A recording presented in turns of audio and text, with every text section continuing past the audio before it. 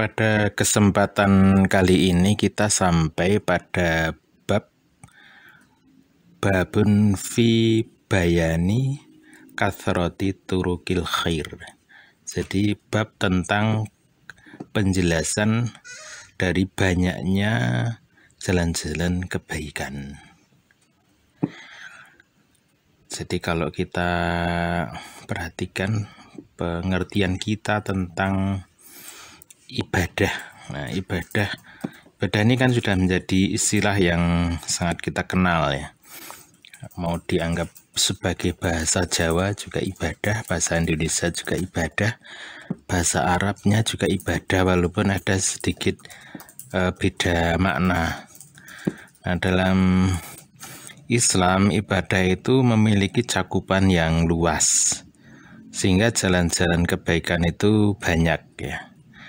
Kita seringkali menganggap kalau ibadah itu hanya khusus tentang bagaimana kita berhubungan dengan Tuhan, berhubungan dengan Allah. Nah, padahal ibadah itu memiliki makna yang lebih luas dari itu dalam pandangan Islam ya.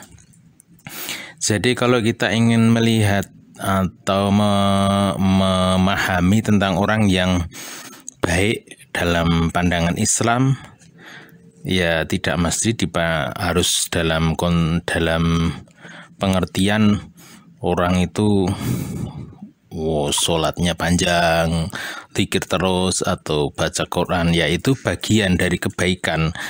Tetapi sebenarnya setiap orang memiliki peluang yang sama sesuai dengan bidangnya masing-masing untuk menjadi orang yang baik ya. Nah, kita lihat yang pertama adalah firman Allah Ta'ala, wa ma taf'alu min khairin fa innallaha bihi alim. Ini surat Al-Baqarah ayat 215 ya. Dan perbuatan apa saja yang kalian lakukan min khairin dari berbagai macam kebaikan. Saya katakan berbagai macam kebaikan karena kan di sini kan disebut min khairin dalam bentuk indefinite ya, atau nakiroh dalam bahasa nahwunya. Jadi artinya bentuk kebaikan ini bermacam-macam, tidak hanya satu macam ya, bukan al khair tapi khairin, jadi bermacam-macam. Fa innallaha bi alim, maka sungguhnya Allah akan mengetahui akan kebaikan yang kita lakukan itu. Nah, demikian juga dalam ayat yang lain, dalam ayat 197 disebutkan wa ma taf'alu min khairin ya'lamhullah. Dan apa saja perbuatan baik yang kalian lakukan, perbuatan apa saja yang kalian lakukan dari perbuatan-perbuatan baik itu, maka niscaya Allah akan mengetahuinya, atau dalam artian akan dicatat ya sebagai sebuah kebaikan. Nah, hadis yang pertama menjelaskan pada kita tentang macam-macam kebaikan ini. Nah, mari kita lihat sekarang hadisnya. An Abidar Jundub ibnu Junadah. Nah, ini sahabat Abu Dar yang menyampaikan tentang hadis ini. Nah, beliau berkata, qultu ya Rasulullah, wahai Rasulullah, ayul a'mali afdol, amal apakah yang paling afdol, yang paling utama? Qala, Rasulullah bersabda, al-islamu billah wal jihadu fi sabilihi. Amal yang terbaik itu adalah iman kepada Allah dan berjihad di jalannya. Ini merupakan puncak dari amal. Yang pertama iman, karena iman inilah yang menunjukkan kepada kita tujuan dari hidup kita. Jadi kita menetapkan tujuan itu dengan iman. Nah, bagaimana menjalaninya? Ternyata menjalani iman itu harus dengan berjihad. Nah, berjihad itu memiliki makna bersungguh-sungguh, bersusah payah. Nah, bersusah payah itu makna secara lugawiyahnya ya. Nah, sedangkan kalau kita perinci, kita uraikan maknanya, kita perhatikan, maka bisa disimbolkan dalam 5 bentuk ya, 5 macam ya. Ini kan tergantung situasi, kondisi, masalah yang dihadapi.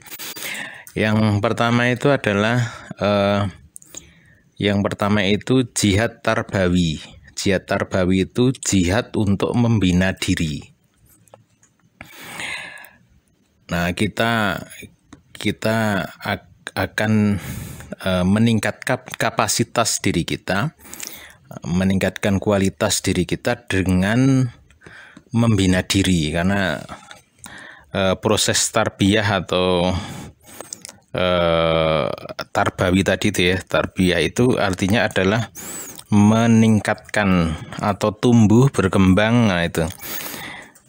Nah, sudah barang itu tumbuh dan berkembangnya kita diharapkan memiliki keseimbangan baik unsur ruhiyahnya, fikriyahnya maupun juga jasadiahnya. Unsur ruhiyahnya artinya kita diharapkan meningkatkan kualitas diri kita yang semula mungkin riya menjadi ikhlas, yang sombong menjadi tawadu.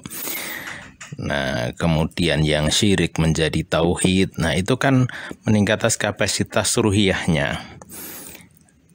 Nah, supaya kemudian dalam diri kita melahirkan pribadi yang memiliki jiwa yang tangguh. Nah, begitu. Kemudian yang kedua itu adalah aspek fikriyah. Aspek fikriyah itu pemikiran ya.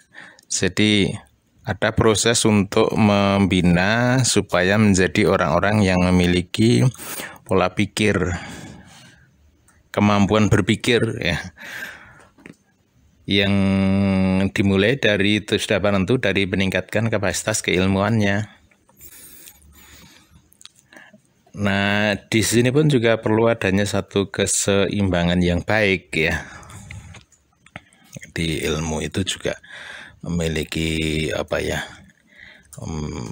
bisa diperoleh dengan melalui proses perjuangan. Nah, itulah jihad dalam tarbawi. Kemudian yang ketiga itu adalah jihad jasadi, tarbiyah dalam meningkatkan jasadiahnya. Nah, bisa dengan melakukan berbagai macam olahraga, kemudian menjaga kesehatan, mengkonsumsi makanan yang baik, yang berkualitas. Nah, ini dalam rangka meningkatkan kemampuan jasadiah. Nah, ini dilakukan di sekolah-sekolah sudah bantu mengupayakan ketiga sisi ini bisa meningkat dengan baik ya.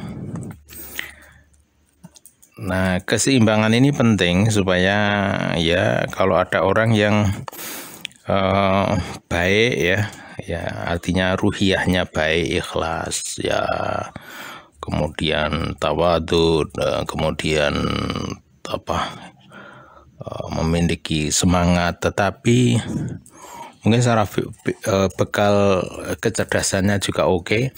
Cuma masalahnya kalau secara fisik juga tidak sehat, tidak kuat, ya sudah tentu tidak akan produktif ya. Kemudian jihad yang kedua itu memiliki mana adalah jihad taklimi, yaitu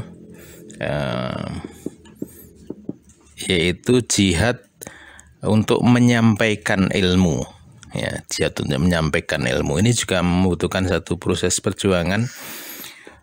Orang untuk paham butuh satu proses ya, tetapi untuk menjadi orang yang memahamkan orang juga butuh satu proses yang berikutnya yang tidak kalah tidak kalah rumitnya, tidak kalah susah payahnya ya, karena perlu berlatih. Kan kalau kita mengikuti training juga butuh ada training for trainer ya, TFT ya. Jadi bukan berarti kalau orang udah ikut training udah siap mentraining, tapi harus juga melewati satu proses mengikuti training for trainers ya.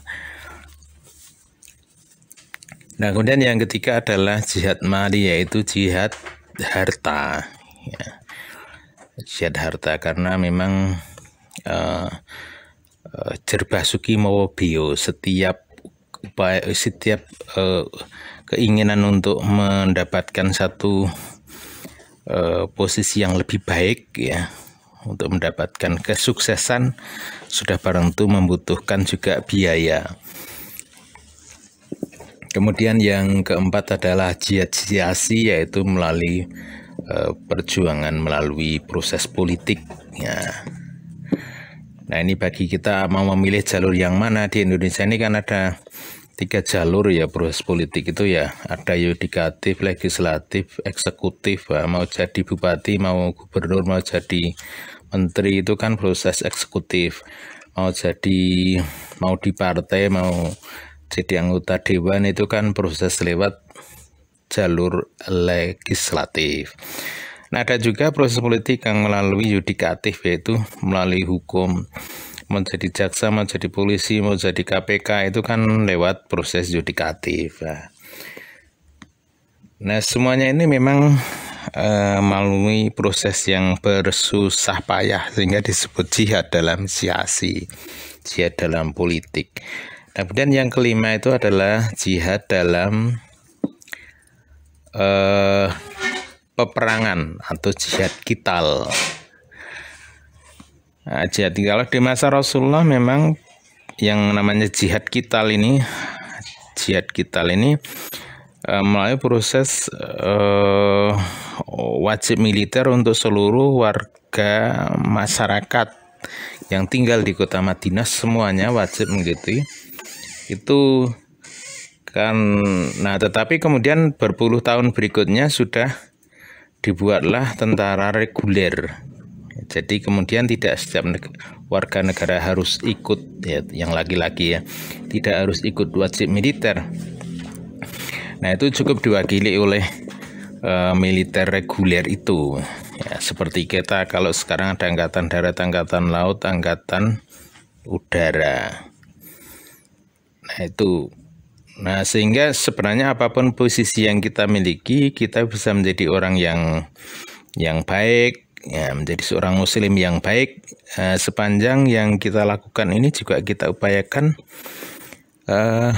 dalam rangka menempatkan diri kita sesuai dengan potensi kita untuk meninggikan kalimat Allah. Nah,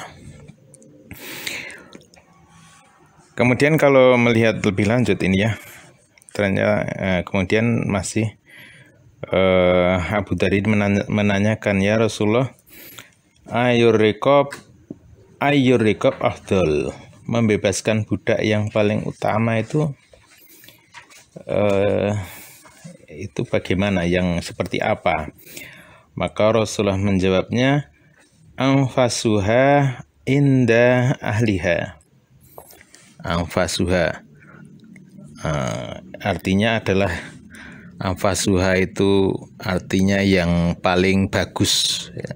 Ada nafusa itu bagus ya. Nafis ya. Nafis itu yang bagus ya. Nah, anfasu artinya yang paling bagus, inda ahliya, bagi pemiliknya, wa aksaruha samanan ya, dan yang paling mahal harganya. Nah, Abu Dhar bertanya lagi, ya Rasulullah, fa inna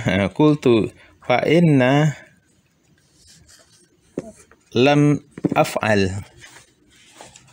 Maaf, saya keliru bacanya. Fa illam af'al, maka jika aku tidak bisa melakukannya karena nggak punya budak ya.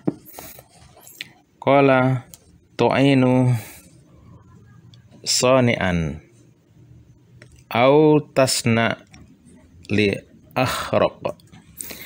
Tu'inu artinya engkau menolong sonian. Sonian itu pelayan bisa pahami pekerja atau khodimah, ya, atau khodim, ya, pelayan. Jadi tolonglah pelayan yang kamu miliki, atau mungkin khodim tadi itu ya, khodim pelayan atau pekerja, atau tasna li akhrok. Akhrok itu maknanya di bawahnya bodoh ya. Bawahnya bodoh itu kayak agak maaf ya, agak blow on gitu loh. Jadi mungkin ada karyawan yang agak blow on, yang kalau disuruh itu agak keliru-keliru kalau mengerjakan sesuatu. Nah, kita diminta untuk tasna di sini artinya menyempurnakan pekerjaan yang tidak dilakukannya, atau memahami segala kekurangan hasil kerjanya itu. Nah, kurang lebih begini ya, kalau misalnya mungkin ada yang mendapatkan posisi sebagai seorang pengusaha, punya karyawan yang banyak. Nah, salah satu kebaikan yang bisa kita lakukan adalah, kalau ini tidak merugikan dalam artian secara sistemik ya. Mungkin kalau punya 50 karyawan, ada 1-2 orang yang agak blow on, kerjanya nggak begitu bagus ya, jangan terus kemudian dipecat ya. Karena di belakang seorang karyawan yang kurang ini kan ada menunggu di belakangnya, ada istri dan anak-anaknya. Artinya kita diperintahkan untuk juga memberikan toleransi kepada pekerja yang tidak sempurna dalam melakukan pekerjaannya. Nah ini mungkin spesial bagi mereka yang jadi pengusaha.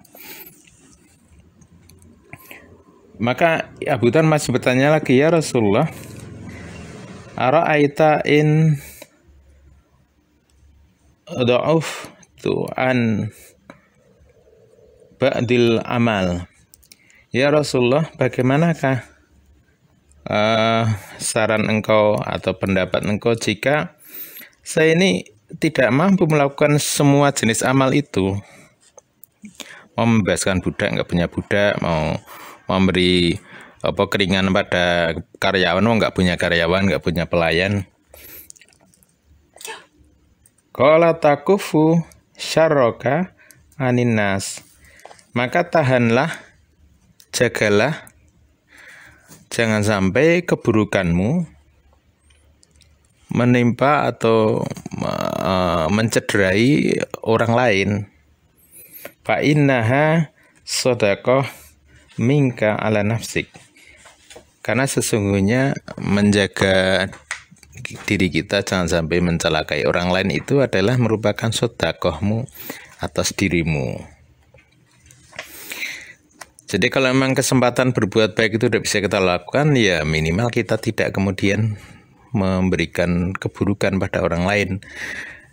Ya, itu adalah alternatif yang paling ujung ketika kita sudah tidak ada lagi kemampuan untuk melakukan berbuat baik, maka kita menjaga jangan sampai mencederai, merugikan orang lain.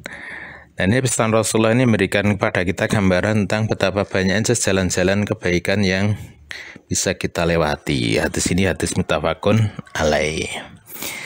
Nah, demikian kajian kita pada kesempatan kali ini. Assalamualaikum warahmatullahi wabarakatuh. Coba cek.